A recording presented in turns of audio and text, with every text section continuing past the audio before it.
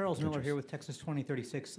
As part of our role in the E4C coalition that you heard about earlier, I think what we've heard today is that there is a problem in terms of affordability of childcare, and that problem goes well beyond that subsidy program.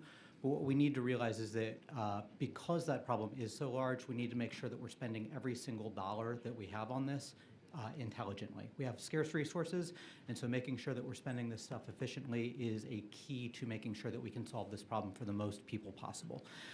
There are a couple of solutions that E4C coalition has discussed in terms of programs. I want to talk about one more as well, and this is the ESIDS program. This is the Early Childhood Integrated Data System.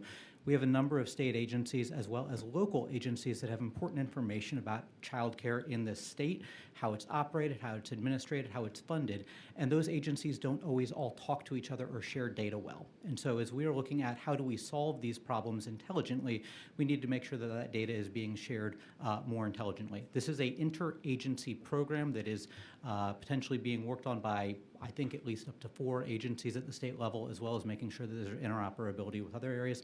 Just wanted to bring that to y'all's attention as one way that there will be more information in the future to help us really get more intelligent about this issue.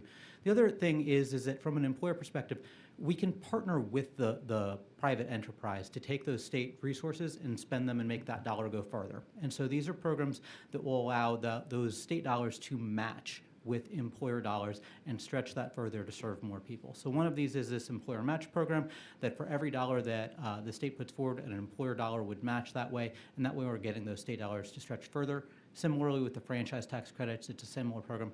And then there's one last program, which is the Child Care Innovation Pilot Program, which would allow for increased capacity in documented areas of need. So as we hear about those child care deserts, and those deserts could be physical, but they could also be time-related, where there isn't care being provided at times of day where people need it in high-need areas.